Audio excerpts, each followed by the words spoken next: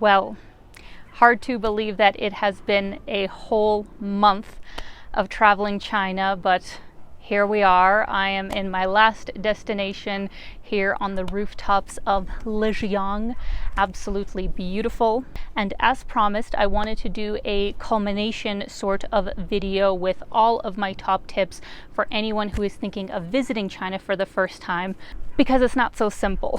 For most people, this is not the kind of destination you can just decide to go to tomorrow, and there's a lot of different procedures that you need to keep in mind that aren't the same in most parts of the world. Let's just jump straight into our list, which number one is almost everyone will need a visa. So unless you're from Armenia, Belarus, Barbados, and apparently Singapore and Thailand, starting early this year, you will need a visa. And when I say visa, I mean like a 30 to 60 day tourist visa. There is, of course, the option for Canadians, Americans, a lot of Europeans, for the 144-hour transit visa, where you can see a single province and be in the country for that length of time. Personally, that's not long enough for me. I would prefer to have adequate amount of time to explore such a big country. So when I say visa, that's the kind that I'm referring to. And I won't lie, it is quite a process. It did take me almost a whole week to really prepare everything, because you need to get your round trip airfare before you apply. You need to book all of your accommodation, and there's a whole bunch of paperwork that you need to do, both online and also printing off the hard copies. And then I had to go for an in-person interview at the Bangkok location. Maybe it would be slightly different depending on the country you're applying from, but just expect that it's going to be a process, and you should be applying at least a month in advance. Now, number two, the second very important thing that you need to do before you also leave China is to set up WeChat and Alipay. Many of you may know that China is more or less a cashless society now, and they do have their own digital platforms, Alipay and WeChat, as the main forms of payment. But the thing is, you need a phone number to properly verify the apps, so make sure you set it up when you are still in your home country and are able to receive a text message. Then you just add your credit card details into the app, and you are able to have a QR code that you pay for everything with. Now, my third tip is to purchase an eSIM before you go. If you saw my arrival video into Guangzhou, you will know how grateful I am to Airlo for giving me data as soon as I landed. So they are very kindly the sponsor of today's video, and how I would say is the easiest and most efficient way to access data in China. Data roaming can be extremely expensive when you are traveling, and especially if you are going to a lot of different countries. Airlo provides instant and affordable connectivity in over 200 countries and regions. And what I especially love about Airlo, and why I think it should be your top choice when traveling China especially, is that it negates the need for a VPN. I assume most of you know that Facebook, YouTube, Instagram, Google, all of that is blocked on regular Chinese internet. So if you want to access those sites, usually you would need to use a VPN. Luckily, with Airlo, the server is in another country, so that when you land, it doesn't actually pin you as in China, but outside. Being trusted by more than 10 million travelers worldwide, Airlo is the world's first eSIM store that solves the pain of high roaming bills by giving you access to a wide range of digital SIM cards. So if you want a streamlined way of staying connected on your next trip, I'm going to have the link in the description, as well as a QR code, so you guys can easily sign up for Airlo. And I also have a discount code of Alina3 to give you $3 off your next eSIM. Now, point number 4 is to book your train tickets well ahead of time. This was a lesson that I almost had to learn the hard way, where one of my routes was almost sold out before I was going to leave. What's most important to know is that train tickets in China go live 2 weeks before the departure date. I found it a bit difficult to book on the official railway website, but you can easily book on trip.com.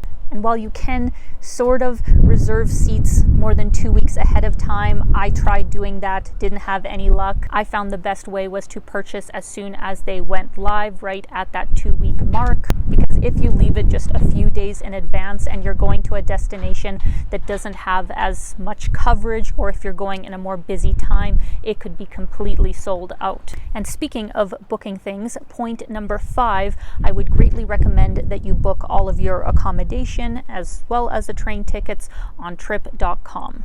Trip.com is a Chinese company, and I find they have way more selection than any other platform like booking.com or Agoda. There's also a lot more reviews on trip.com about different accommodations. That's where I booked the majority of mine. Trip.com also has a lot of really helpful guides about China for foreign travelers like myself. So if you're looking for good information about how to get around, I actually found that a really good resource. Now, point number 6, I do feel I have to add in here because I assume most people traveling for a longer period of time will want to bring a computer or use a lot of data. So in that case, download a VPN before you go. Some people say you can download a VPN once you're already in China, but it's a heck of a lot more difficult. So if you are going to need a lot of data and use public Wi-Fi, make sure you download a good VPN that actually works in China. You guys know that I'm a big fan of Surfshark. That is what I use everywhere else when I travel, but unfortunately it didn't work everywhere. And that's unfortunately the case with a lot of VPNs. Like, I would say the majority of VPNs that work elsewhere don't work in China. So before I left, I asked some of my local friends which ones they use, and I downloaded like 4 of them before I left. And the one that worked best for me, basically in every single place I visited, was Let's VPN. Now, I can't personally speak on the safety of it just because it is a smaller sort of company. I really don't know all the back end of it. Personally, I would prefer to be using Surfshark, but Let's VPN was the only one that worked 100% of the time for me. So if you guys want a recommendation, that would be mine. Point number 7 is to make sure you have a good translation app on your phone. I assume many of you know that China is not the most English-friendly country. It doesn't receive that much tourism from abroad. Most of their tourism is local. So it is a bit difficult as an English speaker to get around. Of course, I would recommend learning some Mandarin if you can. But unless you speak fluently, I would really recommend having a good translation app like Google Translate, or even Alipay has a pretty good built-in translation app. There's a lot of different ones to choose from. Just make sure you have one before you arrive. Point number 8 makes me a little bit sad to suggest, but it's the best there is, which is to use Apple Maps to get around. I've stated many times my distaste of Apple Maps in comparison to Google Maps, but unfortunately Google Maps is more or less useless here. There's really not a lot on there because obviously Google is blocked for the locals here. The local maps that they have here, like Baidu, I personally found it next to impossible to use because it is all in Mandarin, and doing the whole screenshot thing to translate, I feel like that's way too much effort. So overall, I guess Apple Maps is the best option that English speakers have, and you will absolutely need it. Like, you will need a good map to help you get around. Number 9, speaking of transport, I would personally recommend using Didi, which is their version of Uber, you could say, as well as public transit to get around. At first I had some issues with using Didi, but that's because I didn't know that you can just go into trip.com and like copy the address in Chinese characters and then post it directly into Didi. That solved a lot of problems, but it does of course take English names as well, just not everything is listed in English. And as far as public transit goes, overall it is fairly easy to use because a lot of the signs, at least in the big city metros, are also in English. And how you know where you're supposed to go is to use Apple Maps and to click the public transport directions. It will automatically tell you which line, where you switch, all of those details. That is all in Apple Maps. And also remember that in Alipay, you are able to get your metro public transport tickets all directly in there as well. It will automatically know which city you are in, and you just scan the QR code going in and going out. It automatically calculates your fare and deducts it from your Alipay. A very smart system, to be honest. And number 10, this one won't apply to everybody, but I feel it's important to mention, which is that anyone who has any sort of food restrictions or food allergies, you may find China as a challenging destination. Unless you're going to Beijing, Shanghai, I guess Guangzhou was okay, where you can find a lot more Western options and you can kind of customize things a bit more. If you go to these smaller sorts of centers that really only have a local tourism population, or it is just very rural local people, it will be very difficult if you have something pretty severe, like let's say an egg allergy, or if you're vegan. Heaven forbid if you're vegan, like it's going to be very difficult for you to travel China. I don't think I saw any really vegan options or vegan restaurants even in Guangzhou, so I hate to be the bearer of bad news, but you may have to just get groceries everywhere or get very basic things from a restaurant. So just wanted to put that out there for anybody who has those restrictions. China may be a difficult country for you to travel in that way. Now, number 11 will, I guess, apply to everybody, and it is just my personal opinion. You don't have to do this, which is to dress modestly. Having traveled around here for the last month, I really have not seen people showing too much of their legs or, cleavage or anything. Most people do have long sleeves or at least a t-shirt and pants when they leave the house. Of course, if you're at the beach or some resort destination, I'm sure it's absolutely fine. But if you're walking down the street in Guangzhou, or especially here in a really, traditional place like Lijiang, you're really gonna look out of place if you're wearing like, a tank top or something and booty shorts. Like, in my opinion, it's not a good look. Now, this is not just for the ladies, this is also the men, because in many countries I see guys like walking around without a shirt or in like some tiny little tank top. Like, absolutely, guys are, just as guilty of this. We stand out enough as it is as foreigners, and I think it is just more respectful if you kind of dress in a similar way to the locals. Now, point number 12, I also feel is important to tell you guys, and maybe some of you already know, maybe some of you don't, but just expect that the majority of toilets in China will be squat toilets. For some of you, maybe that's fine, but as a Westerner, I'm not quite used to that. I don't love it, if I'm being honest. I know they say it's a healthier sort of way, but I just feel like if you had any sort of mobility issues, like let's say if you can't walk, let's say you're in a wheelchair, or if you're an older person, it really isn't the most ideal setup.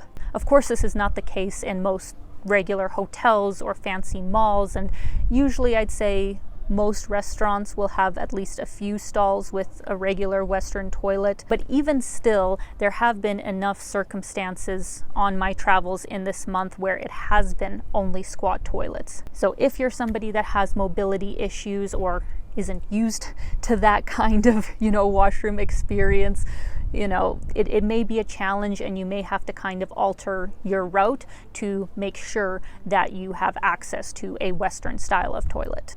Now, number 13 is probably my biggest gripe and issue that I've had with traveling China, is that sometimes their attraction passes, like to get tickets to go to some of the most popular attractions, is so unnecessarily complicated. Like, sure, if you are just going to a smaller attraction like a temple or something, you can usually book your tickets at the entrance. You pay with Alipay, WeChat, no problem. But for all the big attractions, like let's say the Panda Center in Chengdu, and here in Lijiang, the Jade Dragon Snow Mountain, all of those need to be booked on WeChat, and you sign up for the channel of that attraction. It's all in Chinese, there is no translation, and if, let's say, you didn't have WeChat signed up, you can't pay with a credit card. WeChat is the only way that you can book a ticket. So for almost every single big attraction, I have had to ask a local for help or to actually have them book it for me and then pay them through a transfer or something. And it's just so unnecessarily complicated. I really don't understand why they make it as difficult and limited as it is. And the issue is that a lot of times for super popular attractions like the Jade Mountain here in Lijiang, the tickets usually sell out the night before for the main cable car. So if you don't book them through the WeChat platform ahead of time, when you get there in person, there's usually no tickets for the big attraction. You will only have access to the little cable car, which isn't as good. So it really sucks. I really wish they would change that and at least make it like English friendly to book a main attraction that I would think most tourists would like to visit when they're in China. And also, very important point, almost always you need to have your passport when you are going to these attractions, so make sure you have that on you. And last but certainly not least, point number 14 that I feel you should know before traveling to China is that it is very safe. Honestly, as a solo female traveler, I have felt incredibly safe here. I have felt, very welcome, though a little bit stared at, by the locals. But overall, I have felt very at ease here. Really not that much to worry about. Like, sure, you should still take the regular precautions of watching your things or not walking alone at night in a dark alley at 2 a.m. or something and, watching that somebody doesn't scam you or something. But overall, I really don't think most people have anything to worry about. And plus, there is, of course, cameras literally everywhere in all the bigger centers. So if something does happen, it will be recorded. And that is it, guys. That is my list of 14 things that I hope will be helpful to you if you are thinking of coming to China for the first time. A very big thank you to Airlo for sponsoring today's video. I will have the link in the description as well as this QR code so you can easily sign up, and also my discount code so you guys can get $3 off. And yeah, this is my last video in China, guys. A little bit sad, but at the same time, I know I will be back and there is just so much more to see. So I hope you have enjoyed my content so far. I would love to know your thoughts in the comments. And as always, I'm sending you so much love, and keep being your own kind of beautiful. Bye, guys.